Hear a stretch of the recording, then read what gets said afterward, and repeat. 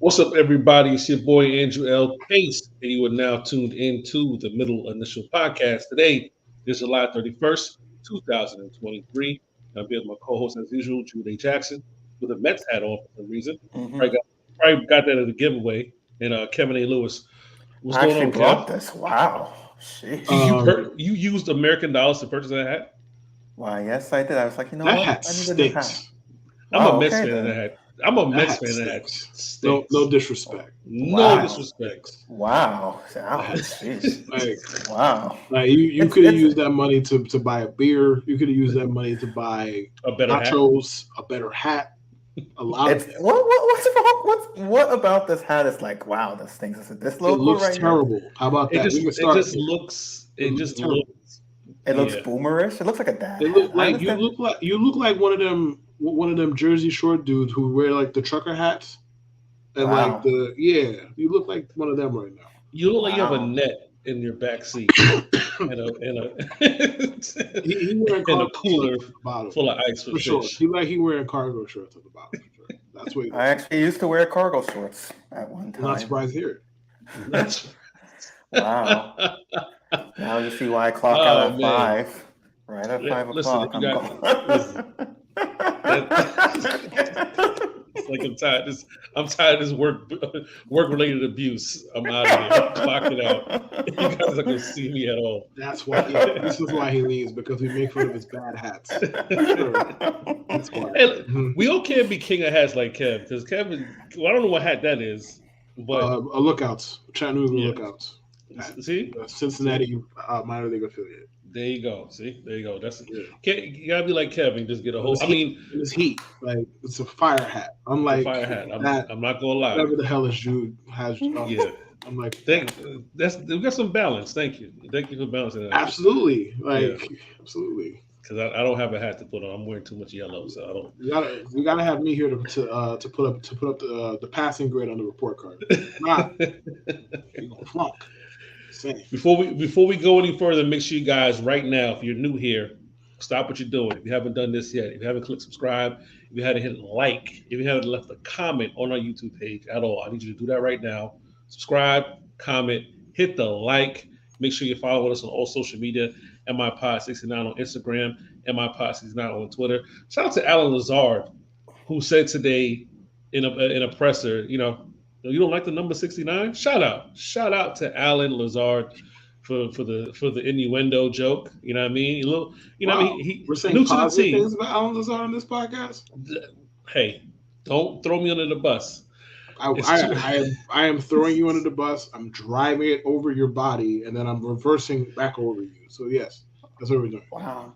Well, since we're here, let's start the show. You are now tuned in to the Middle Initial Podcast, bitch. Now everybody pod nowadays, but it pays when you listen to Drew, Kevin, Case, and in case you missed it, get your spirits lifted. Man, New York's getting covered just to be specific. When the beast will kick it, you get back. Yeah, listen one time, I promise you come back. Now we switching up a topic, you know that we come pack. Now I don't wanna say it, but bitch, we want blacks. In fact, we need that. Cause ain't nobody talk like the boys. It don't matter who you like or employ. We've been the best for a minute. Big brains could've went to MIT, but we like talking shit. Here's the MIP.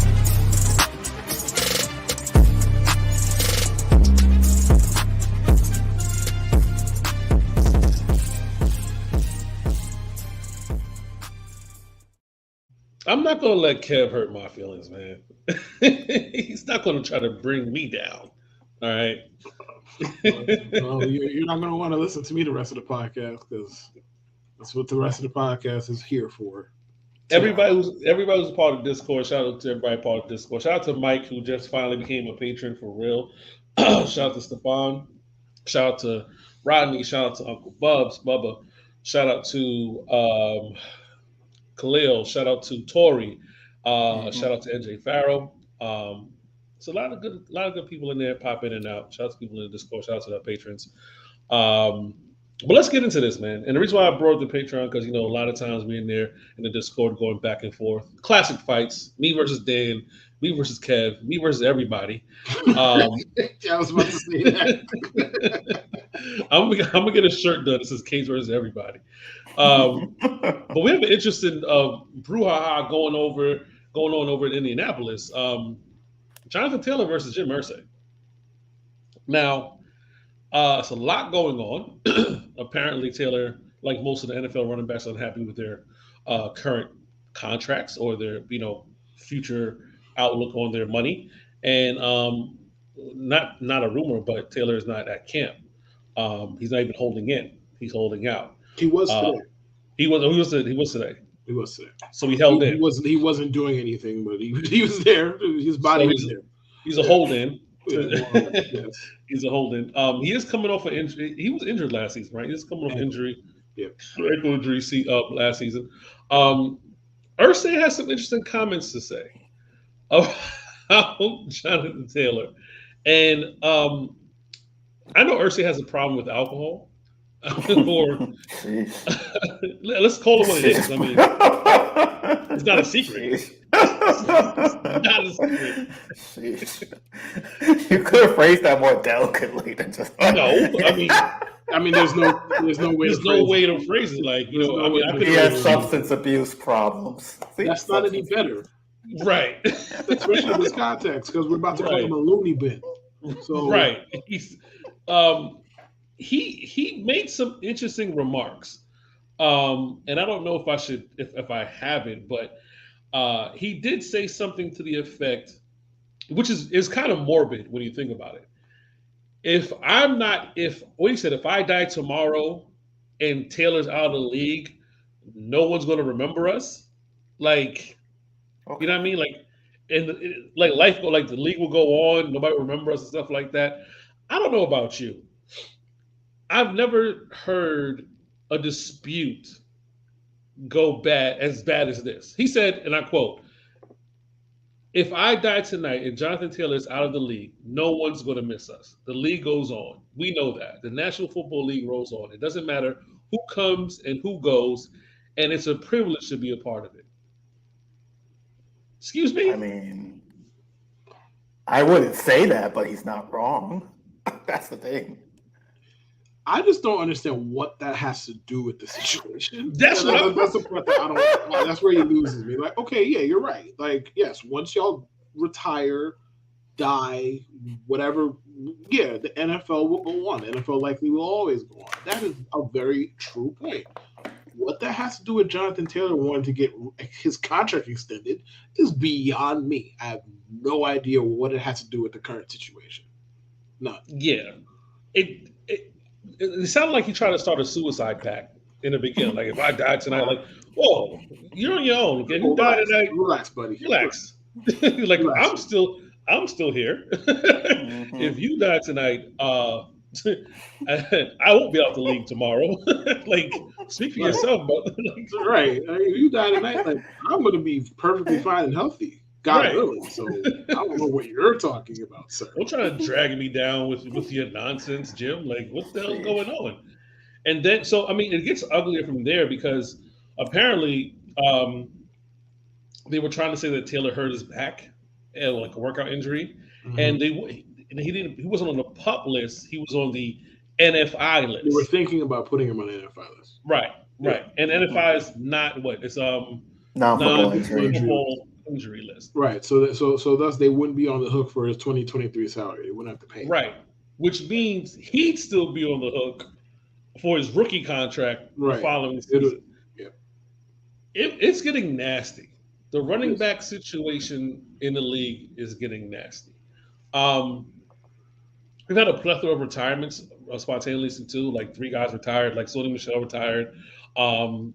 The fullback from the Steelers, who was the only fullback on the roster at 23, retired, and somebody else randomly retired. Which was funny because I think he made like 19, almost $20 million just because he ran a 4.2.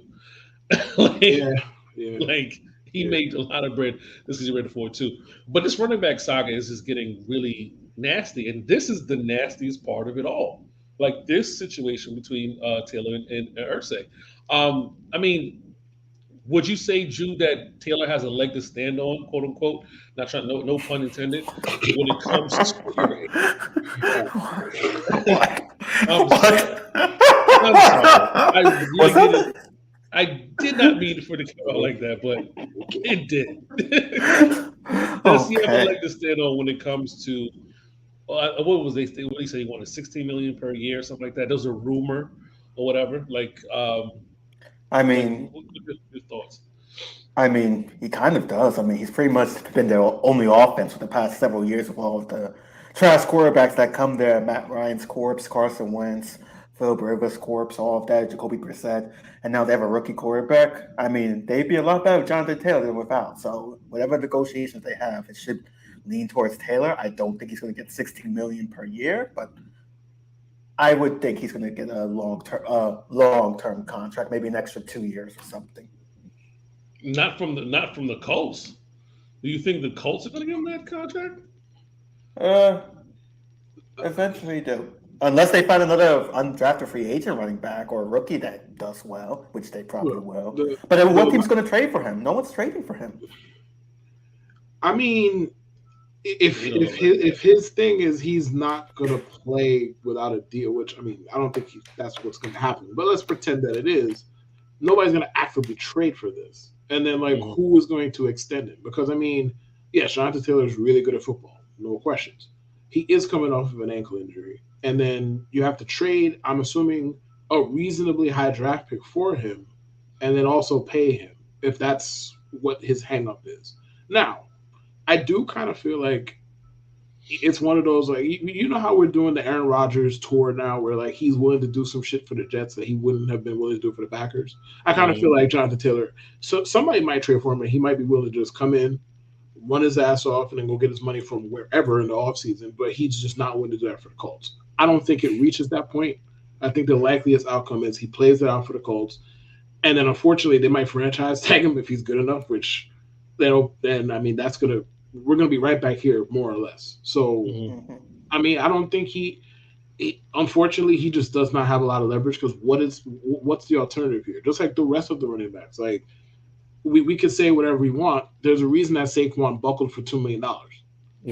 And Saquon was the Giants' offense last year, and he buckled for $2 million. There's a reason that happened. Josh Jacobs can't get more than a 2-year deal, at least as of right now. Despite the fact that he ran for 1,600 yards last year. The game is the game. So it's just, what is he going to do about it? I don't know. He might just say, fuck Indianapolis, which after Irsay's comments, how could you blame him? Because it's one thing, listen, we see the market. We know what the owners think. But there's some shit that's just better off left unsaid. We don't need to hear it out loud. The action shows all we need to know. But now you're going to come out and say, you know what, we treat our players really well. If we'd all die tomorrow, the NFL will go on. No player wants to hear that, brother. No player wants to hear that shit. Nobody. It's not just about Taylor anymore. All them other dudes in the locker room are looking at him crazy, too. Yeah, that's crazy. Real quick, shout out to our sponsor, dadsandcool.com. Make sure you guys shop and check out merchandise at Dads Are, and I'll spell it for you, Dads Are Cool 2.com. TOO. Dads Are Cool 2.com. This is You're a super cool case. Thank you. Appreciate that. They are the official sponsor of the Middle Initial Podcast. Free shipping on all orders over $75. Make sure if you're a dad, if you have a dad in your life, a future dad, dadsarecool2.com, the official sponsor of the Middle Initial Podcast. So check out their merch at dadsarecool2.com.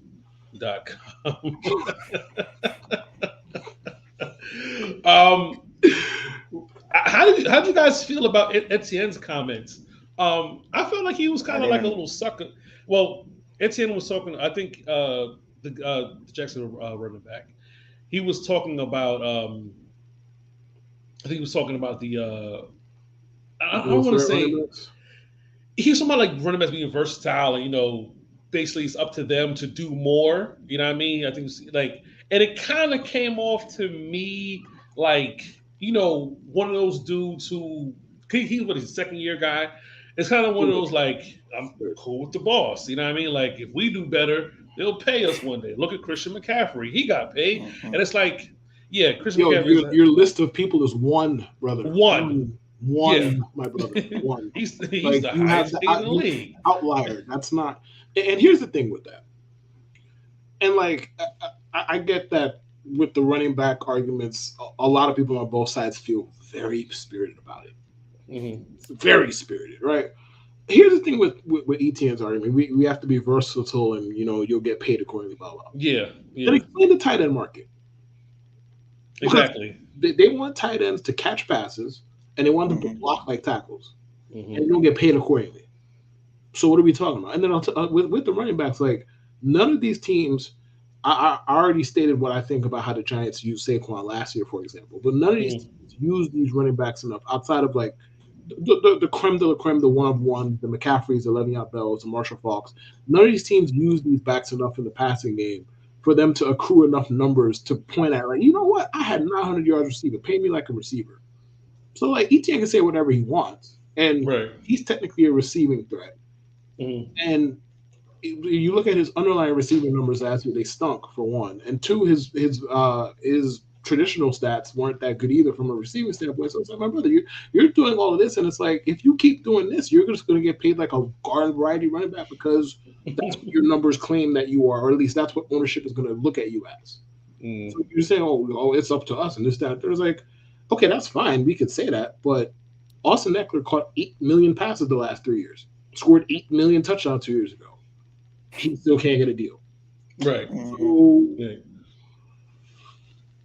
It was just weird. Like there's always some guy at your job who does that. You know what I mean? Company man, company woman, whatever. Just says something that's like, well, if we just and it's really and it's however we land on the running back debate, it's really weird for a running back to be saying that. Like, bro, they're telling you they don't care about you, bro. They're telling you they don't care about you. Saquon fucking Barkley can't. Well, I mean, granted, he turned down deals. So I'm gonna leave him off of this. Josh Jacobs just ran for 1 million yards last year. Helped keep the bum-ass Raiders afloat until their bum-ass quarterback got benched late in the season. And he can't get a good solid multi-year fucking contract. But Travis Etienne, who was picked by the last regime, one of the worst NFL coaches ever, basically, he wants to flap his gums about, you just gotta pick yourself up by the bootstraps. Fuck out of here, Travis. They don't care about you either, brother. If this was a strike, he would be the scab that would go onto the other side, pretty much. Like 1,000%. 1,000%. Yes. Like he 1,000 fucking %. 1,000. I just wanted to make sure I was like, it didn't feel like, it felt gross to me. I didn't see a lot of backlash from a lot of people, but when I heard it, I was like, I turned on that clip in 8 seconds and I turned it off. I was like, I'm not bro. Make sure you guys are following us on Instagram and on Twitter at MIPod69. Make sure you guys subscribe to the YouTube channel. Make sure you hit the like and comment on our YouTube page. We have 98 subscribers looking to hit 100. We are 2 shy away from 100. So make sure you guys comment, rate, and subscribe on YouTube. Follow us on Instagram and on Twitter at MIPod69. Speaking of running backs, keep it in the vein of running backs. One running back who it's cooking up a little mischief, so to speak. Dalvin Cook got cut by Minnesota. He has been solid the past 4 years, at least 1,100 yards rushing the past 4 years. The advanced metrics would suggest that last season, even though he rushed for another 1,100 yards, that his expected run, I think it was expected run yardage, was dead last. And his, I think it was total like -200. That I was looking up the stat. I mean, pretty much, if a play design should have gone for 4 or 5 yards, and he got 2, then that's the expected. The expected yards per carry, whatever. So he was dead last expected yards per carry. I don't think that's a crazy necessarily like a thing. It looks bad. But there were there were some good running backs in that bottom half, that negative half. Like Saquon was there, and he was one of those good guys who was there. Whatever. I mean, the best. I think the best was I forgot who was number 1 on that list. But some people, Kev, will say that he's in decline. Other people would disagree that he's in decline. Can I rant about this real fast? Sorry to cut you. People need to fucking understand what the word decline means. I am begging you to understand what the word decline does not mean washed. I've had the same opinion for like 8. You'll say LeBron James today is declining, and people will argue. It's like, is he the same fucking player he was 4 years ago? Yes or no? No, he's fucking declining. It's not complicated.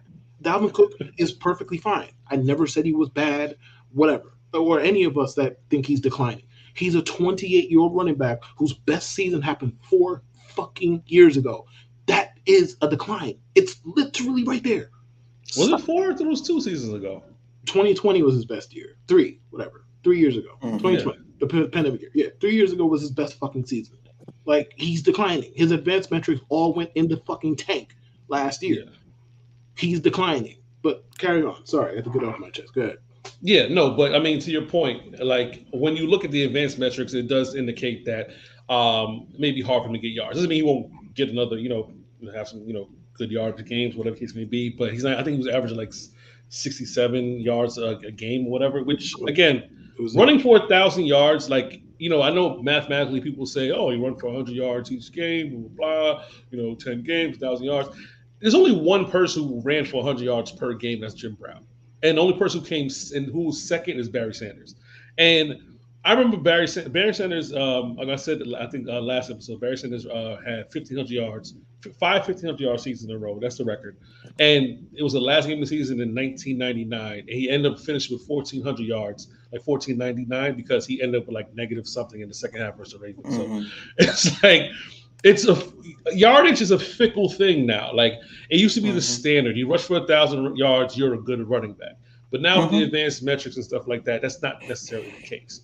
Having 1,000 yards doesn't necessarily mean you're a good running back. It just means you ran for 1,000 yards, right? Especially with that extra game, that 17th game, it could come a little easier. But besides the point, Dalvin Cook is looking for a job. He apparently went to Miami, and Miami, a rumor allegedly didn't offer him a lot of money. Which, of course, I don't know how. I mean, Miami has like 4 running backs on the roster right now. I don't understand why he expected to get a significant offer if that was expectation. Delusion. Right. Let me clue you in on why. Delusion. But now the issue but the situation with the Jets. He came to he went to Florham Park. He was there. He was shaking hands and kissing babies, talking to owners, talking to coaches, talking to players, stuff like that. Aaron Rodgers seems like he would like to get him. You know what I mean? They asked him a question. I forget who asked the question today at camp about him taking the pay cut, the $35 million pay cut. He was like, hey, we got a guy like, we seen who was here today. So it seemed like Aaron is keen to have a guy like Cook come in and help out. Other players, of course, we don't know what the temperature is. But he left without a deal, which was kind of expected, because I don't think they just would just run to sign him. I don't think we're in that dire of a need to get Cook. The question would be, and I asked the question in the Discord, Cook wants to get paid, clearly. He doesn't want to be a one-year rental. And if he does, I'm pretty sure he probably wants Saquon money, like $10 million for 1 year. If the Jets, and I'm asking Juke, I already know Kev's answer. If the Jets were going to offer Cook anything, it's not our money. We shouldn't care. But if they're going to offer him anything substantial or significant, how much do you think the Jets offer him, and how many years?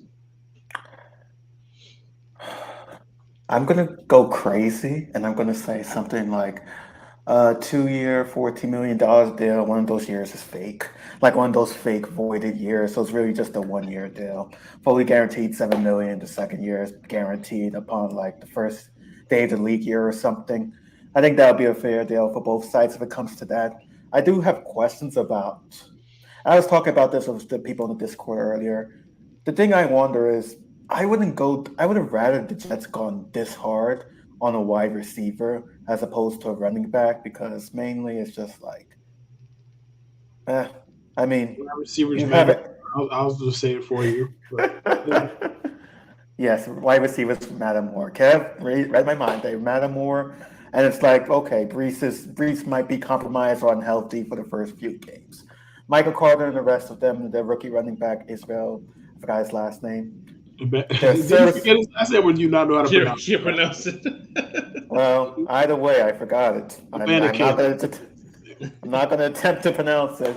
But regarding that, I mean, what was it?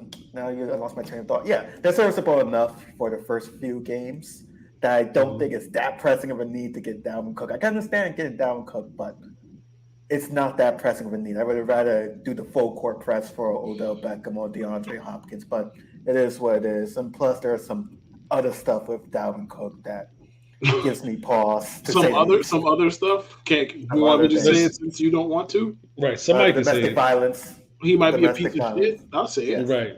Right. Some people are banging on the table that the Jets should not sign him because of those off-field issues. We know the league. We know what league that we're in. You know what I mean? The Kareem Hunts, the guys, guys who get deals and stuff like that, who do things, breach things. If there's any truth to Dalvin Cook attempting to pay his ex-girlfriend for his silence, that's just. I mean, it's bad enough from what I read. But just start trying to pay the silencers. It's like, come on, it's icing on the fucking cake. Like, are we really going for these guys? But this is the league that we're in. This is the league that we're in. The reality of it is talent plays, and the NFL does not care about women, and it doesn't fucking matter. It doesn't matter. That's why I don't. That's why it's like, I mean, we can be as vocal as we want. It's falling on deaf ears. It's falling on deaf ears. A lot of guys do a lot of egregious, terrible shit to women, and they get away with it, and they continue to play, and it just goes away. You know what I mean? I'm not saying give up your stance or how you feel. I'm just saying the league doesn't give a fuck, right? So now, on top of him being 28, on top of him being declined, on top of him with off-field issues, doesn't seem like a great signing. But a lot of people like him for the fact that he can help ease in Breece Hall. Kev, like I said, I know your stance about getting Dalvin Cook. If you're going to get him. If not, let's move the fuck on. How do you feel about this whole media thing, going to beat the Dolphins, going to talk to the Jets? Is it too much for Dalvin Cook right now? Oh, you teed up that question so well. Okay, it's good for you. I will circle back real fast on your commentary about the advanced stats. I don't know exactly which one you cited. I'd have to look that up, and we could talk about that after the show or whatever. But the thing with advanced stats, the NFL has kind of sort of shifted towards the all or nothing kind of running back. So like the big play, like how they do home run or strikeout in baseball, basically like those kind of back. Like, all right, he might get you 80, but he might get you -4. Like one of them, one of those type of backs. And I think those type of backs tend to not look good in the particular category you're talking about, like expected yards, because they tend to fuck up like 6-yard plays and turn them into 2-yard plays. Like, so just to circle back on that real quick. As far as your question, I can't believe we're doing this for what's like the 9th best running back in football. And finding a running back who might also be a piece of shit on top of that. But I'll focus just on the football side for a minute, because the other stuff is the other stuff. No amount of me talking is going to change anything, whatever. You know how I stand on it. Like, if all of that shit is true, fuck him. Go to hell. That's how I feel. But the football side of things, would the Jets Super Bowl odds change if they signed Dalvin Cook? Probably not. No. Would the Dolphins Super Bowl odds change if they signed Dalvin Cook? Probably not. No. What the fuck are y'all bickering over this guy, bro? He's like the 9th running back in the sport. Like, it's what? Listen, if the Colts said tomorrow, we are going to make Jonathan Taylor readily available, and y'all want to bicker over that dude, that makes sense. Yeah, makes fucking sense, because that dude is a fucking game breaker, and and like. While yes, I full on like running backs don't matter that much. Some of them do. Jonathan Taylor is one of them who does. Like, Jonathan Taylor was hauling Carson Wentz old bum ass to week 17 with a chance to make the fucking playoffs. Hauling Phillip Rivers old ass to the playoffs the year before that. Like, he clearly fucking matters. Dalvin Cook is like, guys, or put it simply with the Jets in particular. The best case scenario for Dalvin Cook on the Jets is he is a second string running back in December. That's the best case, because if he's not, something went very, very wrong somewhere. Right. Something went very wrong. Breece died. Right. Breece forgot how to play football. Whatever it is, something happened. Breece's legs fell off. Whatever it is that happened between now and December that made Dalvin Cook the starting running back. Something went incredibly wrong. The best case scenario here is Dalvin's getting like 8 to 9 touches a week come December, maybe a little bit more maybe a little bit whatever. He is a a spell back. That's what the best case scenario is here. And we gotta have Dalvin watch. Oh my God. He's in a cafe across the street. He just got off the plane. Oh my God. His flight is scheduled to leave Jersey at 8 a.m. Oh my God. He's land in Florida at 11 a.m. We really need this fucking full court press for a fucking declining running back, bro? Seriously, can we have some pride about ourselves? For Jets fans, and that's Jets fans. Them. It's not just them, but Jets fans are going to war over this with Dolphins fans, and it's just like I don't listen. I know you love your team, but in one scenario, it doesn't make sense for the Dolphins to pay him a certain amount of money, because it's like you have running backs. You have like 3 or 4. You just drafted a running back. Doesn't make any sense. The Dolphins don't even run the ball. And they don't run the ball. They're like the third pass heaviest team in football. They don't even run the fucking ball. And when they do, they get 6 yards a pop anyway with whoever, me, you, whoever. Right. Running the ball. And for Jets fans to think like this is going to be some two-headed monster, Brees and Cook, like this is not a video game. Like it doesn't work that way. You know what I mean? Like you wanted to like say, hey, if we get Cook and Brees, oh my God, we're going to be cooking. But I mean, the way I look at it is like this. If the Jets are so hell-bent on running the ball that they want to get Cook, I look at it like they're not – there's some concerns. There are some concerns. Not Aaron Rodgers concerns, maybe receiving core concerns, maybe offensive line concerns. But there are concerns if you're going to entertain this guy for this long, especially with the media stuff. Like, I'm not looking at this as a good thing. I'm looking at this as a red flag. And bro, he might be suspended. Like, nobody talks about that part of this for whatever. He might get fucking suspended.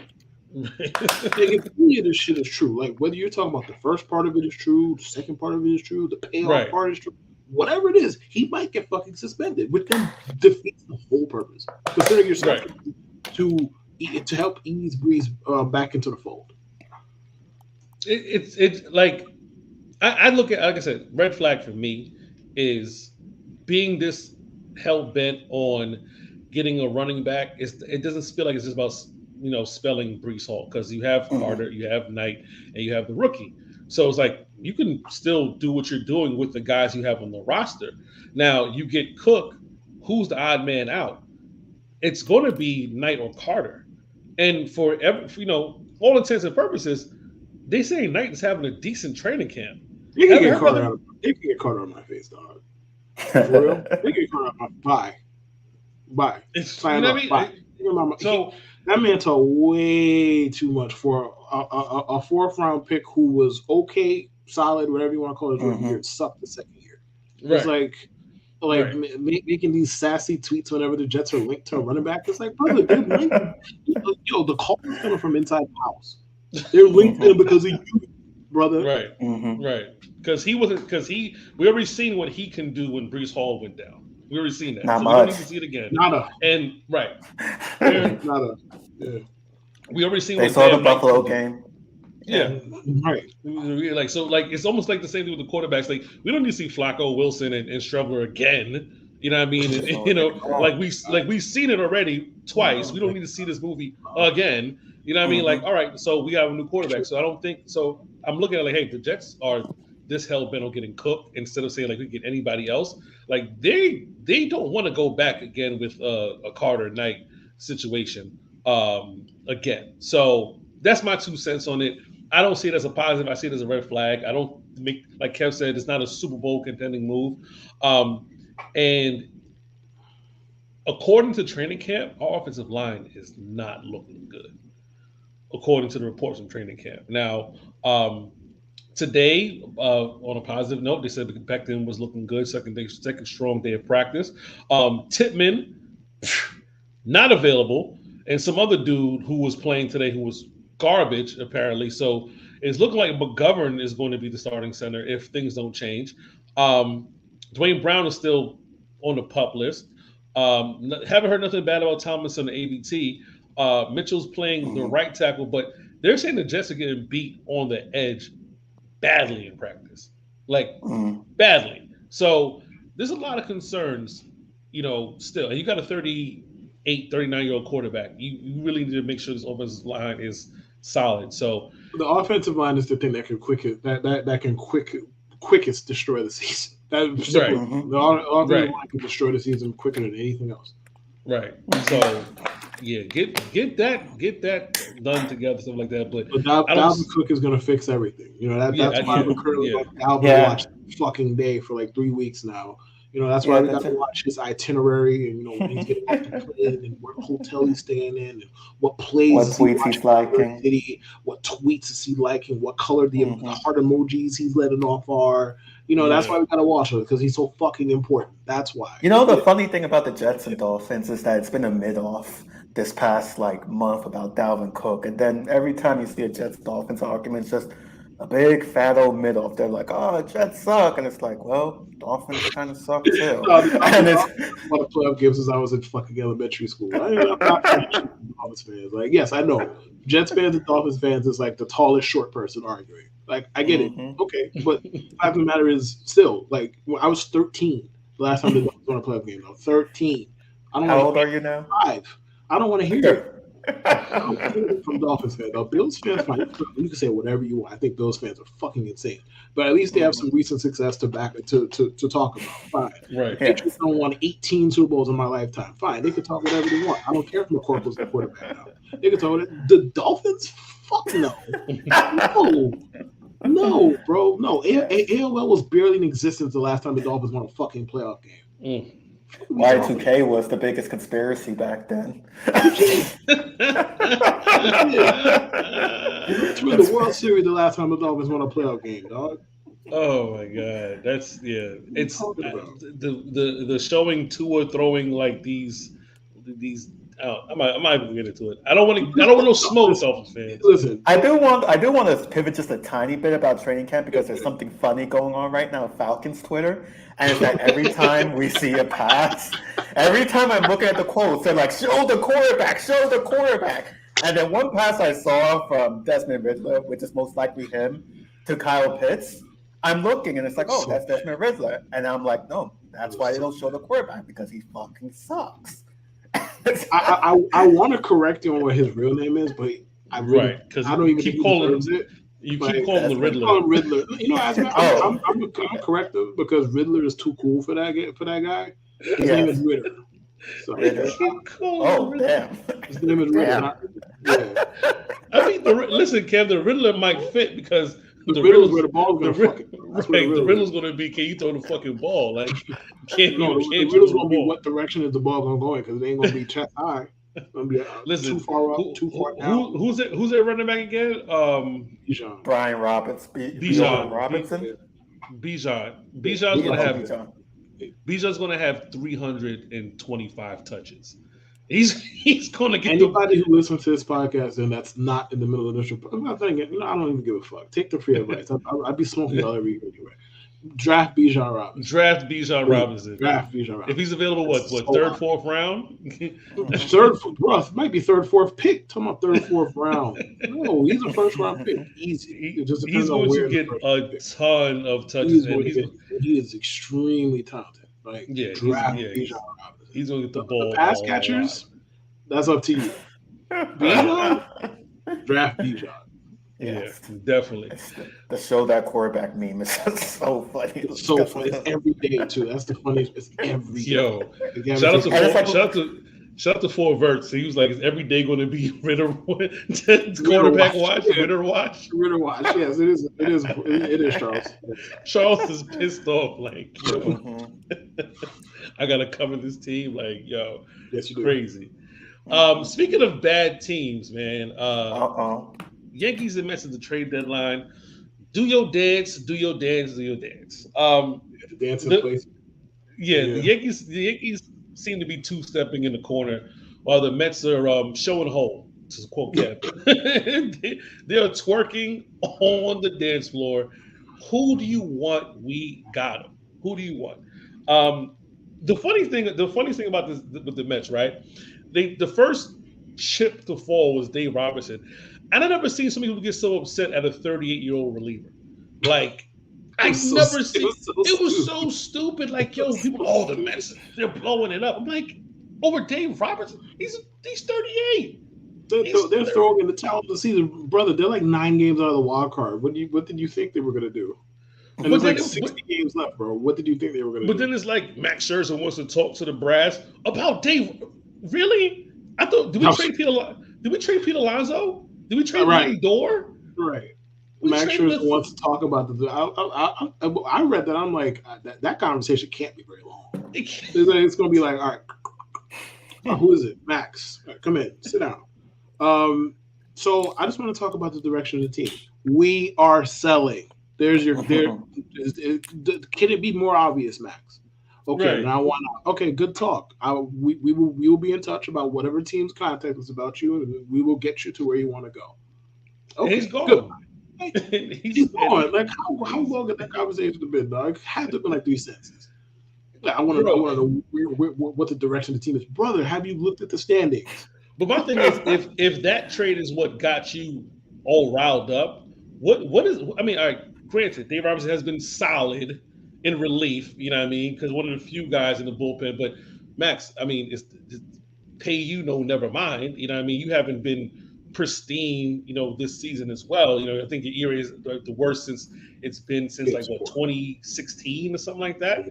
He's at like 4.1. I mean, listen, the Mets had some crazy stat where if a starter goes 6 innings, their record was like 60-some%. Like they were like, the starters have been bad this season. But the Mets have been active. So Robertson again was the first chip to fall, and then of course Scherzer. Who was traded to, of all places, Texas. You know what I mean? Who also have DeGrom, who's out for the rest of the season due to Tommy John, stuff like that. And then the Mets made another trade again. They traded Connor to the Brewers, so they're stacking up the farm system. The best thing I've heard though, we got an Acuna. The Mets got an Acuna. They got the little brother to the big brother, who's pretty much the MVP this season. Between him and Corbin. Acuna said he's more advanced than him. He's 21 years old. I think he plays second, short, and outfield. Call him up. He's 19. I thought they say he's 21. Is he? Okay, I think he's 21. My apologies. I know they have like a couple of young guys on the. I know he was in Double-A. I know that for a fact, though. Yeah, who's his name? Luis Angel Acuna. Luis Angel. Luis Angel. Sorry, I didn't. Luis Angel. Yeah, he's 21. Yeah, he's 21. Luis Angel. Yeah, like. My ice cream sandwich. Nah, man, you gotta stop. He's batting 315 right now with the minors. 7 home runs, 51 RBIs, 42. So call him up. 42. So call him up, Mets. Call him up. Call him up next right now. There's no reason for that right at this moment. Let that man develop a little bit more. But I'm a big fan of betting on bloodlines. Big fan.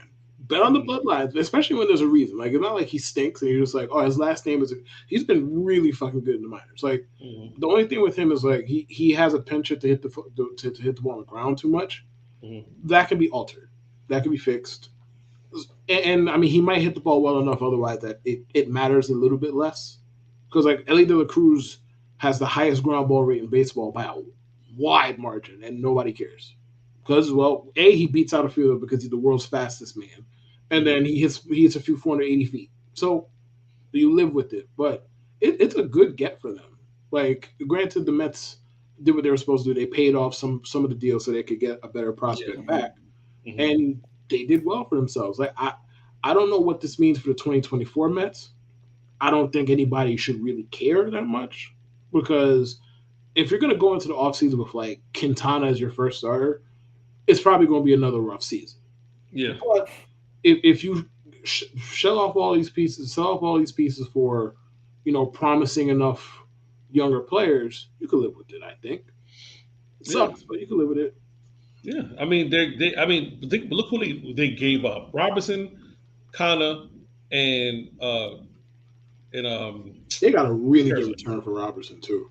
A really good return. You know what I mean? Like 38-year-old reliever. I don't know what the fuck the Marlins are doing, by the way.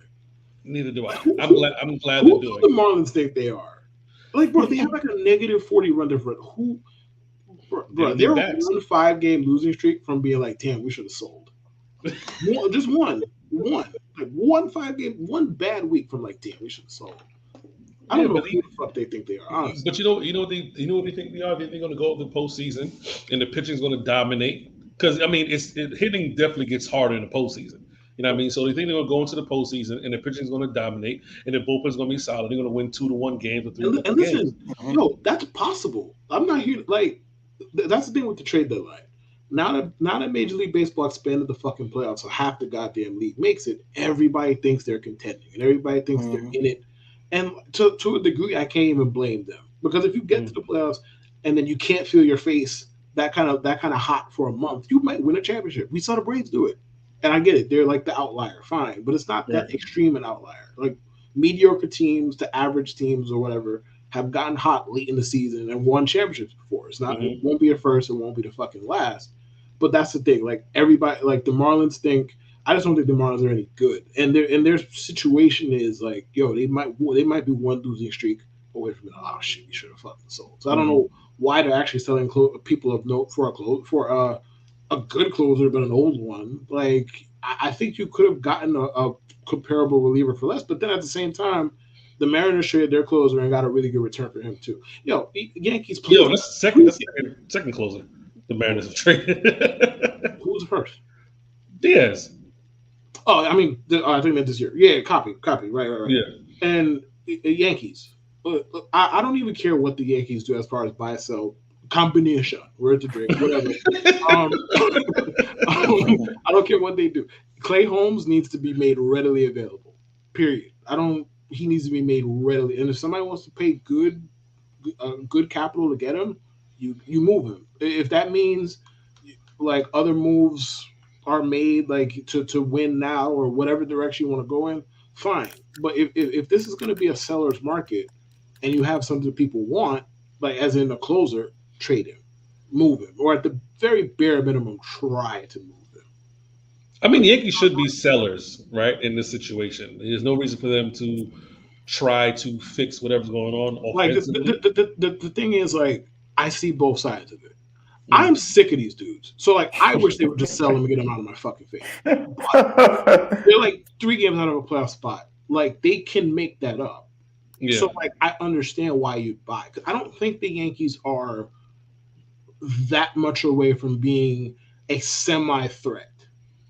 Like, 2 bats, and all of a sudden the Yankees look entirely different. Well, assuming Aaron Judge's foot stays attached to his body. All of a sudden they're entirely different. Now, do we trust the Yankees to actually go out there, and not, we can't do anything because of the luxury tax? Do we trust them to do that? No. So, like, I don't know what the fuck they're going to do outside of be like, you know what? Yeah, we want such and such. Can you pay the rest of his salary? Because that's what the Yankees have been doing for like 3 years now.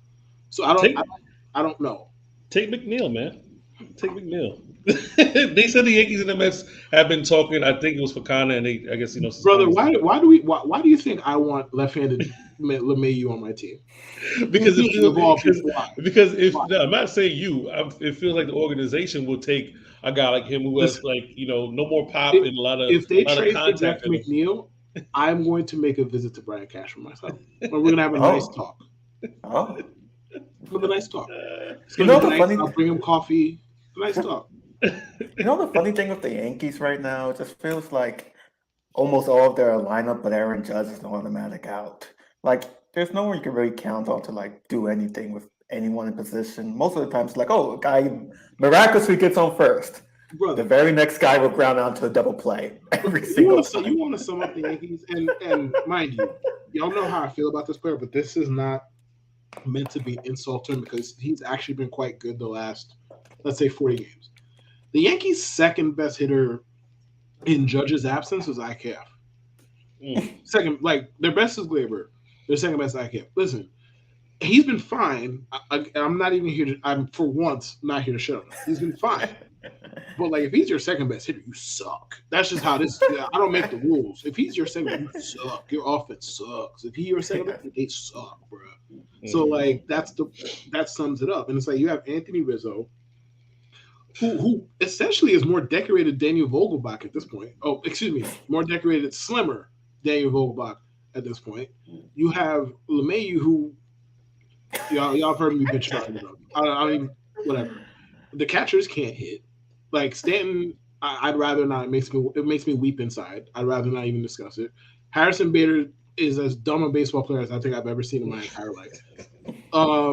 Jake Bauers is fine, but he can't play the outfield. So it's like, okay, he gives you something at the plate. He's not bad at the plate. Then in the outfield is like, what is this? And then you have Glaber, who's fine. That's it. Like the offense, but if you add two reasonable bats, like you could do something. I'm not saying you're going to go out there and steamroll to a title, but could you make an ALCS and make it competitive? Maybe. Mm-hmm. So I get if they want to buy, but in this market, given what the relievers are going for, if you don't at least test the market on your good relievers, that's malpractice because you're not good enough not to. Like if the Yankees put 34 games over 500, you would like, you know what? We're going to keep our bullpen guys. Say that's fine. You're not though. Like you stink though. Like, bro, there's fire the GM chants coming from the crowd tonight. Like tonight, the trade deadline is tomorrow. It's not. It's not good. That's not good. That's not a vote of confidence. At all. What's going on? I mean, the Yankees haven't in my lifetime. I've seen some. And I'm gonna kind of like stretch this bad Yankee teams. You know what I mean? Like, I'm not talking about 80s when the Yankees were like bad and stuff like that. Maybe we got to turn around. Like, I'm talking about like post 2009 championship, pre 2009 championship, like that kind of sandwich. I've seen some bad Yankee teams that made the playoffs and got eliminated in a wild card or divisional, whatever case. Or worse, some of them. Or worse. Or just like not making it to the playoffs. Yeah. This year just seemed like they should have been like just like the Mets. You know what I mean? Without spending, the Yankees should have been on paper better. They just, the bats just went silent and Judge got hurt. And Judge getting hurt, you know what I mean? That's the MVP. You built around a gang of 30-plus-year-olds, and a lot of them just stopped hitting at once. So It's like, yeah, I'm not as down on Brian Cashman as the masses, although basically my position has been, listen, you're the New York Yankees. It should not be hard to fire a GM. So I don't give a fuck if they fire Cashman. I also don't have to lie and pretend that everything he's ever done has been bad. Like, yeah, some of the shit he's done the last couple of years has been puzzling. But it's like, okay, they got Giancarlo Stanton for free. That's what it was. He just won an NL MVP. They got him for free. Complaining about that trade is insane to me. I don't care how it turned out. You do that every single fucking time. Like, the LeMahieu shit, like, them slowly turning on him and then blaming Cashman, like, brother, I remember y'all begging, talking about blank check, the machine. I remember that. I remember that shit. So now blaming Cashman for doing what you wanted to do is wild. And they're like, yeah, the Donaldson trip is fucking dumb. Not arguing that. Yeah. Everybody loves Rizzo. Like Rizzo hasn't hit a home run in 3 months. He can't get booed at the stadium, mind you. I wonder fucking why. Bro, he got a platinum sombrero, which I didn't know existed. Like I thought it was only golden. After golden, that's it. So apparently he struck out 5 times. Is there one for 6? I don't know because I know 3 is golden, right? Isn't 1 for 6? It's just like ain't nobody gonna strike out those 6 times. Yo, son, you know how bad you have to be to strike out 6. First of all, you should all right. Is it 3 times golden sombrero, right? 3 times, 3 to 4 times, something like that. No, I think 4 is golden. 4 is golden. 5 is golden. 4 and 5. I didn't know it was a platinum. I didn't know. Yeah. So like, if you got, my thing is, why was he take out the game? Like you got 4 strikeouts. Like let's give him one more chance. Like take out the game. My thing is that because like I obviously I view strikeouts differently than you, and like in a vacuum, striking out 5 times in the game, it doesn't move me in that way. Because if you ground out 5 times, it's the same. It's pretty much the same result. Like obviously moving and shaking a few parts as far as situation. But brother, if you're not going to hit for power and then you're also going to whiff and give everybody in the stands pneumonia, what the fuck are you doing? Like that's Ray Ordonez type. Bro, there's one thing I'm curious. 1 in 3 months. One. Yeah, that's crazy. And it was like a couple of weeks ago before that. It's a long ass against the fucking Royals, who don't even count. I will say with Aaron, that don't even count. Sorry, cut you off. Go ahead. No, it's all good. Aaron Boone is hilarious. I was going through Twitter. One of the funniest quotes he had was apparently versus the Orioles, in which they gave 7 runs. He was like, "Hey, these guys, they didn't. I thought we really put their pitcher to the test and everything. We didn't strike out a whole bunch." And then how Twitter has like these fact checker things. I wish they had it for that post, but they didn't. But the writer was pretty much he struck out 18 times. Yes. 18 times out of 27 possible outs. So it's like, how did you test this guy? Listen, they were up 7 runs. Bro. You only got 3 back. What? How did you stress him out? He was having a good old time. He was like, okay, yeah, sure. Bro. What's funny is like, is there a world where somebody strikes out a lot of batters and you make them work for it? Yes, right. I didn't watch the game. Like I turned that shit off at 2-0 in the first inning, so I can't comment. I don't know what was happening. I didn't watch shit. I turned on Curb Your Enthusiasm and enjoyed my night. But that being said, bro, he said besides the strikeouts. Like I'm going to be a fucking English freak here. He said, besides the strikeouts. My brother, there were 9 outs that weren't strikeouts, brother, in a 27-out game. Besides the strikeouts, 9 outs. That's 3 innings worth of outs, brother. That's not a lot of time. That's not a wide span of that, sir. But the Aaron Boone stuff is so funny because like I learned early on in the Aaron Boone era. All he gonna do is he gonna do 2 things: lie and be optimistic while lying. And people really, really don't like the optimistic while lying thing. But it's like, why do you need to hear Aaron Boone speak? Or any manager for that matter, especially in baseball. At least football, like you get some kind of insight from time to time from like football coaches. Baseball, there's only so much insight you're gonna get from a baseball manager. Like they're gonna ask him, like, why do you do this shit? Oh, I felt X, I felt Y. It usually doesn't even fucking add up. And then they move on to the next question. So, like, Aaron Boone has been manager here for 5 years. Mm-hmm. Aaron Boone, when the Yankees lose 3-2 in 13 innings and they've lost 6 straight, you know what you're going to get fed. Optimism and bullshit. Why are you watching it? What is he going to give you? Like, when the Yankees lose 3-2, I don't want to see anything else. They lost the game. I don't really want to be reminded of how they fucking lost the game. I turn the shit off. I turn on Fresh Prince or whatever the fuck else, and go on about my fucking night. Like, you watching Aaron Boone speak for what? He's not going to give you shit outside of optimism. He is Pete Carroll, but worse.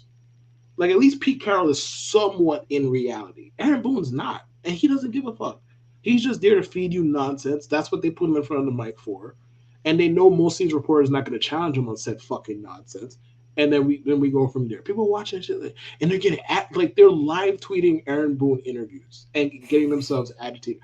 Like, why are you gaslighting yourself? Really? Why? Right. Why? Oh my goodness.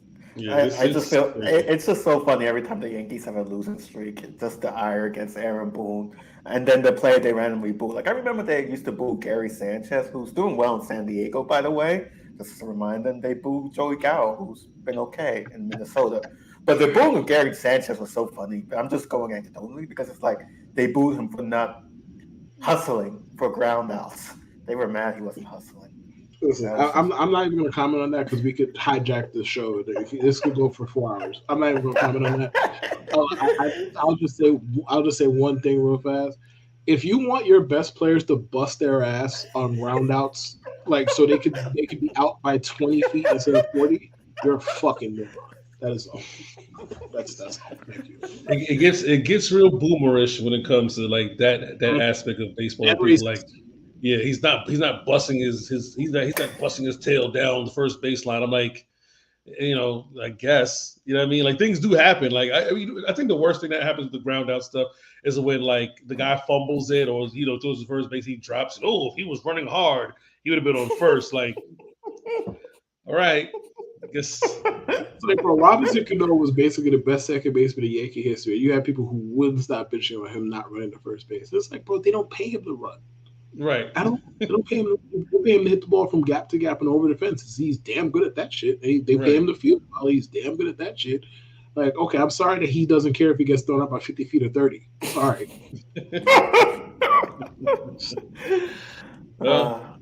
Speaking of throwing, it was an interesting throw that happened. Was it in Vegas?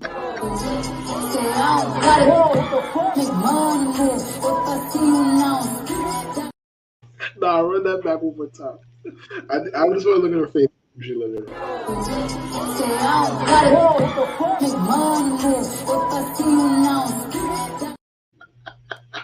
Yo, what compels you? Because there's another angle of the young lady throwing her drink at Cardi. Mm-hmm. And I don't think Cardi, correct me if I'm wrong, did she connect with her or she's the person next to her? I couldn't really tell if she connected. I can't tell. I can't tell who she connected with.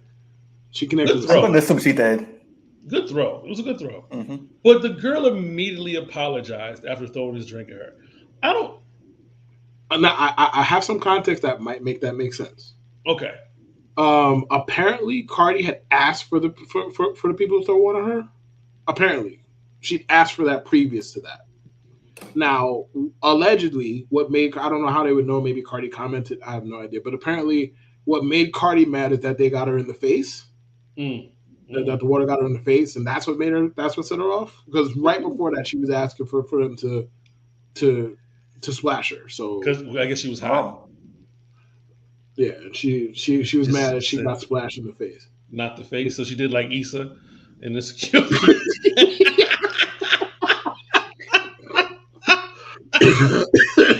Not the face, you monster.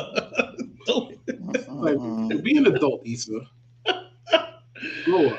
Oh man, like Jude has no idea what we're talking about. Yeah, Jude has no idea what we're talking about. None. Oh, God. I will say Cardi B had pretty impressive throw power, pretty impressive throw speed. I feel like she could start for more than a few teams in the NFL. I mean, she better than Luis Savarino right now. It's not the first time she threw a mic. They said she threw a mic. There's another clip with throwing a mic at her DJ allegedly for some reason. So, I mean, look, we could have pulled up a bunch of clips of her throwing mics, but there's always something going on in these concerts. Like, fans are throwing things on stage. Like, somebody threw a vape at Drake, and he was like, "What do you want me to do? Smoke this pineapple mango? A vape, like one of them $20 little vapes." Mm-hmm. You threw it like people are throwing like cell phones, like because they want you to take a selfie, but they're like you're hurling objects at people performing for you. Now you're burying the lead here, Case. Someone threw a bra at Drake. You kind of buried that. But that was like an auntie bra. Like somebody throwing a bra is not throwing a vape or a cell phone. Fair. I mean, let's be real. Somebody throwing a bra with a purpose. Like we can say whatever you want about the behavior. Fine. I personally don't get wrapped up in that shit. I don't care. Somebody throwing a bra. They trying to be seen. And the thing is, they're trying to be seen. They're trying to be the 6-letter F word. Like you can do your own math on that one. Rhymes with ducked. Right. So like at least there's a purpose to that. Like okay. Right. And listen, we in an era where all of this stuff we always find out who did. There's always a way to find. Like we found out who threw the bra the first time. The second time I didn't see it. We found out who threw the bra the first time. The stuff and these athletes and these entertainers, they're in everybody's DMs. Well, some of them. And I know Drake is. I know goddamn well Drake is. We know we have that on record. So it's like, yo, they're trying to get fucked. You doing a vape pen like. What's the purpose? Why? What's the purpose of this? Like people throw their cell phone on stage because they want the artist to take a selfie with them, like stuff like that. Like, I threw my phone on stage and such as picked it up. He took a selfie. I've seen it happen, but then I've also seen the artist get hit with the phone. Like, yo, are you serious? Like, I've seen artists walk off stage for getting hit. Like, somebody got hit in the head with something. She turned her back on stage. I remember Akon threw somebody off the stage for throwing something at him. They threw somebody threw a water bottle at him, and he was like, "Hey, who threw that? Like, stop the show. Who threw that?" It was like him. He said, "Come on up." He comes up on stage. He picks him up over his shoulder, and basically like Samoan drops him back in the crowd and starts the music up again. I think Pitbull slapped somebody, threw somebody in the crowd too. Like, just stop fucking with these artists, especially the hip hop artists. Leave them alone, because they're gonna whoop you. Remember when 50 Cent got his chain snatched in South Africa? You ever seen that? 50 Cent got his chain snatched in South Africa while performing. He jumped on stage and chased that dude into the crowd. Like, leave these artists alone. Let them perform. Stop throwing your shit on stage. And Cardi, don't make requests for people to splash you. That's then they get mad when they do. And they get mad when they hit you in the face because we've heard your lyrics, and we don't think you would mind getting. Shout out to Offset. Wow, I wasn't expecting that. You never do. And Oh, no. speaking of music, it's the moment you've all been waiting for. Pull up a seat and get off your feet for Judes Grooves. Kev was practically bursting out of his seat for this. He's been excited all day. It's been a long time, and people miss the grooves. I personally got a call and said, "Yo, it's gold, it's platinum. Keep that up. Don't kill that." So I went platinum with no features apparently. Wow, hip hop reference. I'm surprised you knew that. I'm surprised you knew that. Okay. Without further ado, I'll get started. I want to get you in the Georgia Dome on the 50-yard line, okay? While the Dirty Birds kick for tree, and if you like in the club, we can do the DJ booth. Or in the back of the VIP, whipped cream with cherries and strawberry on top. Lick it, don't stop. Keep the door locked, don't knock while the boat rock. We go bots and robots, so they got to wait till the show stopped. Or how about on the beach with black sand? Lick up your thigh, then call me the Pac-Man, okay? Tabletop or just give me a lap dance. The rock to the park, to the point, to the flat. What is this? Is this like fucking geometry? Like a math question? The man named Ludacris. Woo, in the public bathroom or in back of the classroom. However you want it, lover, gun tap that ass soon. See, I cast them and I pass them. Get a tight grip and I grasp them. I flash them and outlast them. And if it ain't good, then I trash them. While you stash them, I let them free. And they tell me what's their fantasy. Like up on the roof. Tell your boyfriend not to be mad at me. Okay. And now to do this, I want to lick you from your head to your toes. And I want to move from the bed down to the flow. Then I want to, you make it so good. I don't want to leave. But why is he fucking stuttering? What is this? I want Ludacris to hear this. No. What's your fantasy? What the fuck is this? I want to lick from your head to your toes. And I want to move from the bed down to the floor.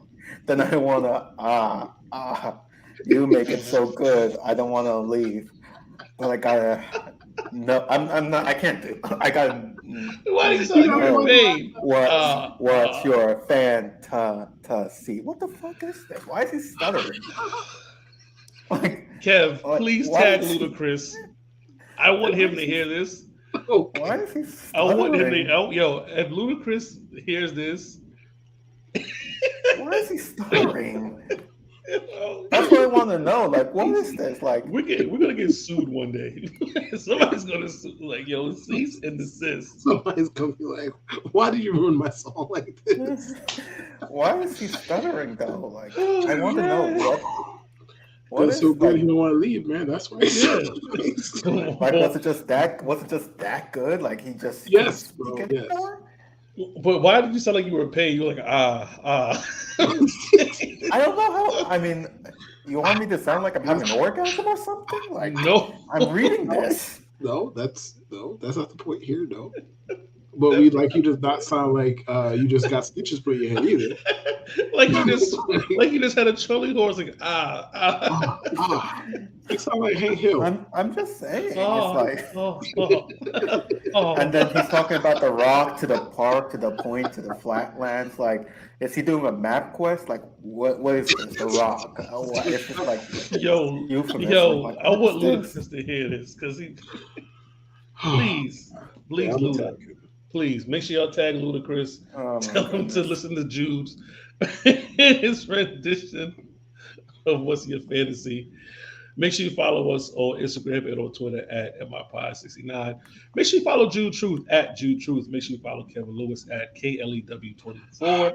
And make sure you follow us on TikTok at middle_initial_pod on TikTok. You can follow me, you know what I mean? Because, for those who are living under the rock, I was hanging out with the owner of the New York Jets, you know what I mean? So kind of a big deal, you know what I mean? And I get my training camp tickets on time. A lot of big names. Okay. Gotham City Crew couldn't get theirs. You know what I mean? Shout out to Gotham City Crew.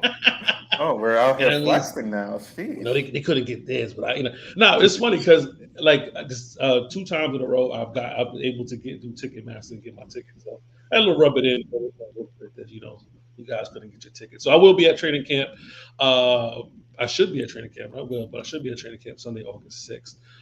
So if you're going to be at training camp on Sunday, hopefully I'll see you there. If not, sucks to be you. We were gifted some tickets before for giveaways. We haven't got an opportunity to get any. If we do get any additional tickets for giveaways, we will be giving away. The only way you can get tickets from us is if you're subscribed to the YouTube channel. You follow us on Instagram and you follow us on Twitter. You subscribe to us on Spotify or Apple. That is the only way you're going to be able to get anything from us. You got to be subscribed on YouTube. Follow us on all social media platforms: TikTok, Instagram, Twitter. Well, I mean, I'm still calling it Twitter. I ain't calling it X. It's Twitter. You know what I mean? Only X I acknowledge is DMX. We're not doing this. And be eligible. We have a special giveaway coming up soon for some lucky fans. Definitely been working behind the scenes with Jude and our resident dude Dan. So be on the lookout for some special giveaways, man. Some unique stuff that no one can offer because it's their work, it's their art. And we hope that you support them in the future. Jude has been working very hard with his photography, and so has Dan. And Jude, make sure you plug your site. I would love to. So my site is Jude Jackson, my name, .smugmug.com. I gotta fix the logo on the site because it has my picture. So it's funny, I send it to people and it literally just shows my face as Smug Mug. So it's kind of a little funny thing, but yeah, Jude Jackson. .smugmug.com. I have all my pictures up there. Some I've taken over the years, some from training camp. I think they're nice at least. So go on there, buy some prints, buy a mug, buy some refrigerator magnets, buy canvas art, do whatever. It would mean a lot. Thank you. There you go. Support Jude at Jude. Was it Jude? Jackson. .smugmug at .smugmug.com. Mm-hmm. It's on all my social media, Twitter, Instagram. So yeah. Links in the bio. Bye-bye.